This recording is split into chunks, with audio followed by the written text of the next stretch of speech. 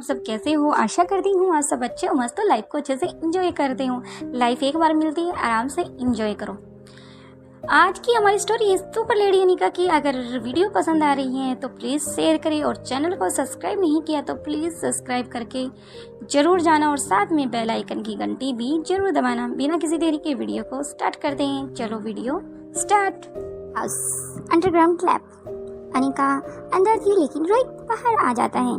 तभी प्रीति से बातें करने लग जाता है और प्रीति कहती है, जीजू अंदर क्या हुआ?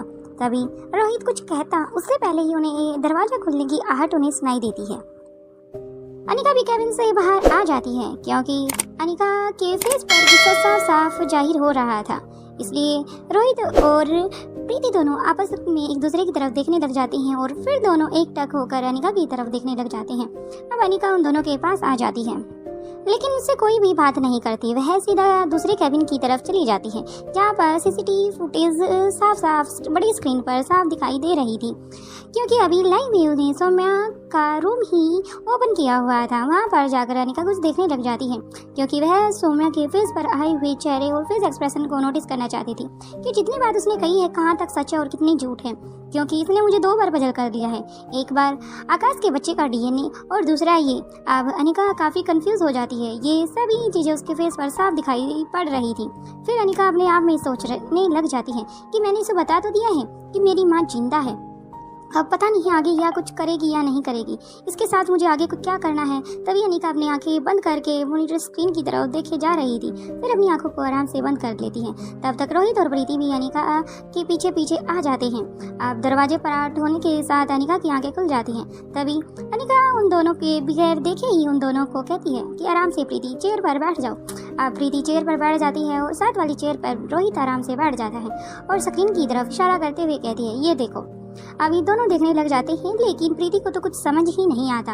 लेकिन अनिका फिर प्रीति को कहती है, ध्यान से देखो क्योंकि अब तुम्हें इसे हैंडल करना होगा जब तक मैं यहाँ नहीं आती, क्योंकि मैं और मिस्टर रोहित मारवा हम दोनों किसी जरूरी मिशन पर जा रहे हैं। अभी हमें आज ही निकलना होगा, इसलिए मैं तुम्हें इसलिए बता रही हूँ कि इसका प्रॉपर यहाँ पर आराम से बैठकर ध्यान रखना होगा। अगर तुम इसके पास अंदर जाकर इस पर किसी तरह की निगरानी रखने की कोशिश करोगी तो कहीं ना कहीं अपने आप को चोट पहुँचाएगी, जिससे कि तुम्हें काफ़ी इरिटेट होगा और तुम्हें इसे नींद का इंजेक्शन देना होगा।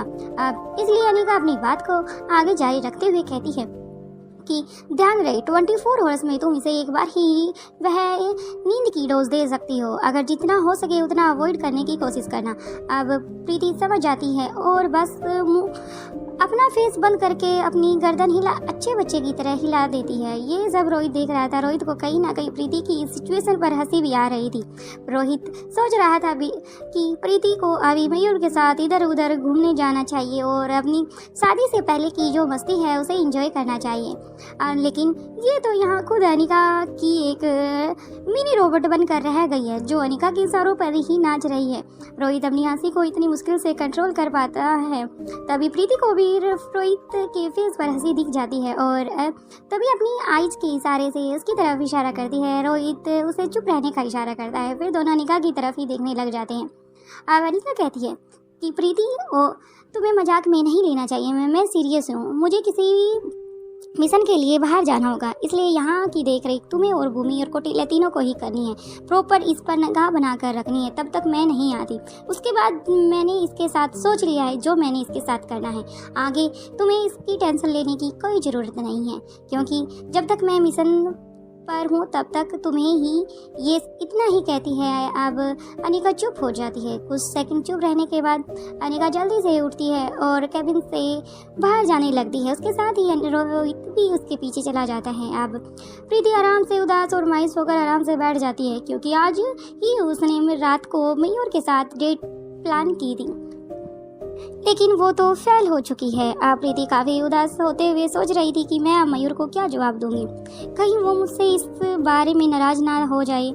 अब जो कुछ हो सकता है वो सिर्फ भूमि और कोटिला ही मुझे बता सकते हैं। अब उन्हीं के ऊपर मैं ये सब छोड़ दूंगी। तभी इतना सोचकर वो आराम से स्क्रीन की तरफ ही देखती रहती है। अनिका और रोहित हम दोनों अपनी रूम की तरफ अपने कदम बढ़ा देते हैं। अब सुबह के 6 बज चुके थे। अनिका जैसे ही रोहित के साथ चलती है, अनिका रोहित को कोनी मारते हुए कहती है, अभी अंदर तो तुम्हें बड़ी हंसी आ रही थी। तभी रोहित कहता है, तुम्हारी आंखें पीछे भी हैं। अनिका छेद जाती है और कहती है, मिस्टर मारवा, मैं बंद आंखों से भी तुम्हें हरकत करते हुए पहचान सकती हूँ कि आखिर तुम कर क्या रहे हो। मेरी निगाह प्रॉपर तुम पर बनी रहती है। अभी रोहित कहता है कि सच में अनिका, तुम्हें पीछे वाली आंखों से भी दिखता है। मुझे तो नहीं पता था कि तुम्हारी बैक में भी 2 आईज है। अनिका कहती है, चलते हुए बोलती है कि तुम्हें पता नहीं हाफ स्क्रीन पर ही सौम्य दिखाई दे रही थी, लेकिन बाकी पर सारी की सारी ब्लैक थी और उस पर तुम्हारी जो परछाई थी, शैडो थी, साफ साफ तुम्हारे फेस एक्सप्रेशन अच्छे से नोटिस कर रही थी मैं स्क्रीन की तरफ देखकर। अब रोहित के फेस पर हंसी आ जाती है और अनिका भी हंसने लग जाती है। दोनों आराम से अपने रूम की तरफ चले जाते हैं, क्योंकि अनिका के फेस पर जो गुस्सा था वो अनिका शांत कर चुकी थी, क्योंकि अभी रोहित को इन सब बातों में नहीं उलझाना चाहती थी।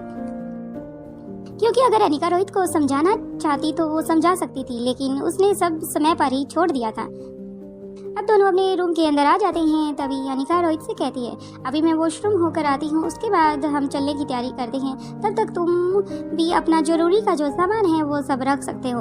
अनिका वॉशरूम में चली जाती है और जल्दी से रेडी होकर बाहर आ जाती है। रोहित ने अभी कुछ लैपटॉप और कुछ वायर्स और चार्जर वगैरह ही अपने बैग में अभी कैरी किया हुआ था। अनिका बाहर आते ही रोहित से कहती है, मिस्टर मारवा, अगर हो गया तो प्लीज़ एक बार टेक बात करके जल्दी से रेडी होकर चलो, क्योंकि मैं नहीं चाहती हम किसी को बता के, यानी कि भूमि और कौटिल्य को जरा सी भी भनक लगे। अगर उन्हें पता चला तो वो हमारे जाने के लिए हमें फोर्स करेंगे और मैं उन्हें मना नहीं कर पाऊंगी और मैं उन्हें साथ ले जाना भी नहीं चाहती। इसलिए हम दोनों को अकेले ही यहाँ से निकलना होगा, इसलिए तुम जल्दी करो। रोहित अब वॉशरूम में चला जाता है। अनिका भी जल्दी से बाहर आकर अपना थोड़ा सा कुछ जरूरी सामान रख लेती है। उसके बाद अनिका को कुछ याद आता है, जल्दी से अपना फ़ोन निकालती है और जो उसने मैसेज किया था उसके बारे में देखने लग जाती है, लेकिन उसका अभी तक कोई भी किसी ने रिप्लाई नहीं किया था। इसलिए अनिका जल्दी से अपने फ़ोन को साइड से बंद करती है, वापस अपनी पॉकेट में रख लेती है। अब रोहित भी रेडी हो चुका था। वो अनिका से कहता है, अनिका चले अब। अनिका हाँ में सिर हिला देती हैं। दोनों अपना सामान उठाकर गाड़ी की तरफ बाहर की तरफ निकल जाते हैं। अनिका और रोहित दोनों गाड़ी में बैठ जाते हैं। गाड़ी को रोहित ड्राइव कर रहा था तो ड्राइविंग सीट पे था, साइड वाली सीट पर अनिका बैठी हुई थी। दोनों गाड़ी को स्टार्ट करके जैसे ही मारवा हाउस से बाहर निकलने की कोशिश करते हैं तो सामने से उन्हें भूमि और कौटिल्य आते हुए दिखाई पड़ते हैं। तभी अनिका रोहित से कहती है कि रोहित, अब तो हमें इन्हें बताना ही होगा, इसलिए गाड़ी को आराम से स्लो कर लेना। अब अनिका और रोहित दोनों ही गाड़ी लेकर आगे की तरफ बढ़ जाते हैं और भूमि और कौटिल्य, जो कि अनिका है और रोहित को देखकर वहीं पर ठहर जाते हैं। अब अनिका गाड़ी से बाहर निकलती है और भूमि से बातें करने लग जाती है। अनिका उसे रात का जितना भी सौम्या ने उसे जो कुछ कहा था वो सब एक बार में सारी डिटेल में सारी बातों को बता देती है। तभी भूमि कहती है, हमें भी अपने साथ ले चलो और उसके बाद हम उसके साथ जो करना है वो कर सकते हैं। यहाँ पर कौटिल्य और प्रीति हैं उसकी देख रेख के लिए, लेकिन अनिका मना कर देती है। तभी भूमि कहती है, भला दो से भले 3 और 3 से भले 4 हो तो काम अच्छा और बेहतर अच्छे तरीके से हो सकता है। लेकिन अनिका भूमि को समझाते हुए कहती है, प्रीति भले ही डॉक्टर है लेकिन उसका दिल इतना स्ट्रांग नहीं है कि वो सौम्या की ऐसी हरकतों को इग्नोर कर दे। कहीं ना कहीं उसके दिल बिल्कुल सॉफ्ट है और वो इमोशनल करके ब्लैकमेल करके कहीं ना कहीं वो अपने आप को छुटवा सकती है। इसलिए तुम्हें यहाँ पर रहना जरूरी है और साथ ही कौटिल्य का। और रही बात मैं तुम्हें लेकर भी चलूं, लेकिन वहाँ पर हमें खुद नहीं पता कि हमें कितना टाइम लग सकता है। 1 दिन भी लग सकता है, 2 दिन भी, 3 दिन भी, 4 भी, 5 भी। हमें खुद नहीं पता कि हमें कितने टाइम का वहाँ पर वक्त लगेगा। इसलिए जब तक हमें वो सबूत हमें नहीं मिलते तब तक हम वापस नहीं आएंगे। इसलिए मैं चाहती हूँ कि तुम दोनों प्रीति का साथ दो और सौम्या का ख्याल रखो। लेकिन भूमि ये बातों को मानने वाली नहीं थी। वो बार बार मना कर रही थी कि मुझे आपके साथ जाना है। तभी भूमि रोहित के पास जाते हुए कहती, भैया आप ही बोलो ना, भाभी को मैं भी आप लोगों के साथ चलती हूँ। लेकिन रोहित कहता है कि अनिका सही कह रही है, इसलिए तुम्हें यहीं रहना होगा। अब भूमि समझ जाती है कि मेरा यहाँ रहना ठीक होगा, इसलिए वह अपना मन बना लेती है। फिर वह अनिका को कहती है, ओके भाभी आप जाओ और यहाँ की फिक्र बिल्कुल भी मत करना, मैं और कौटिल्य है ना। लेकिन मैं आपसे एक बात कहूँगी, अगर आप चाहो तो कौटिल्य को अपने साथ ले जा सकती हो। अब कौटिल्य अपनी गर्दन को हाँ में हिलाता है, कहता है मैम प्लीज़ मैं भी आप लोगों के साथ चल पड़ता हूँ। लेकिन अनिका और रोहित एक साथ मना कर देते हैं। अब रोहित भूमि और कौटिल्य को कहता है कि अगर हमें ज़रूरत पड़ी तो हम फ़ोन करके तुम लोगों को वहाँ पर बुला लेंगे, लेकिन अब तक खुद हमें भी नहीं पता कि सिचुएशन कैसी है और उसको कैसे हैंडल करना है। जो हम ढूंढने के लिए जा रहे हैं वो हमें मिलेगा या नहीं मिलेगा, उसके बारे में भी अभी हमें कोई भी इन्फॉर्मेशन नहीं है। इसलिए मैं चाहता हूँ कि तुम दोनों यहीं पर रखें। मारवा परिवार और खासकर सौम्या का अच्छे से ध्यान रखना। तभी दोनों गाड़ी में बैठ जाते हैं और गाड़ी चलने लगती है। तभी अनिका भूमि से कहती है, ध्यान रहे कि प्रीति को अकेला उस औरत के साथ बिल्कुल भी मत छोड़ना, क्योंकि वह बहुत खतरनाक है। वह अपने बातों के जाल में कहीं ना कहीं प्रीति को फंसा लेगी। अब भूमि हाँ में सिर हिला देती है। अनिका की गाड़ी वहाँ से निकल जाती है। लेकिन भूमि और कौटिल्य जब जैसे जैसे अनिका ने सौम्या के बारे में बातें बताई, वैसे वैसे भूमि का दिमाग पूरा का पूरा गर्म हो चुका था। वह कैसे भी करके अपने दिमाग और अपने गुस्से को शांत कर कर आराम से अनिका की बातों को सुन रही थी। लेकिन अब उसका गुस्सा सातवें आसमान पे था। इसलिए वह कौटिल्य से कहती है कि चलो जल्दी हमें जल्द से जल्द अंडरग्राउंड लैब की तरफ जाना होगा।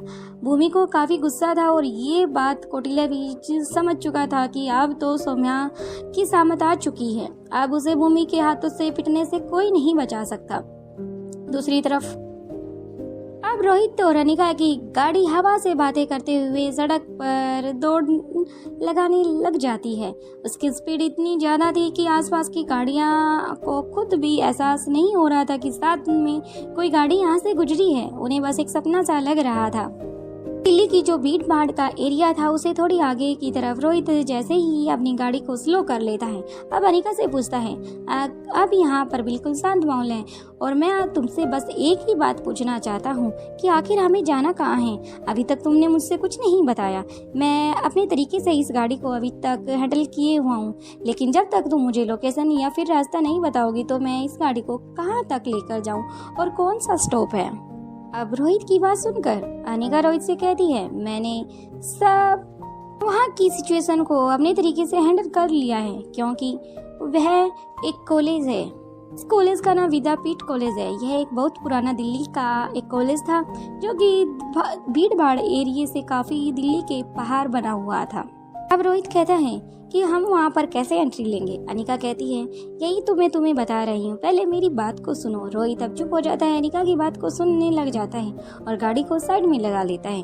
तभी अनिका कहती है कि वहाँ पर अनिका नहीं बल्कि डॉक्टर अमृता बच्चों को आयुर्वेदा की कुछ चीज़ों के बारे में जानकारी देने के लिए ही जा रही है। अब रोहित ये बात सुनने के बाद उसके फेस पर एक अच्छी सी और प्यारी सी स्माइल आ जाती है। रोहित बस हाँ में अपनी गर्दन हिला देता है।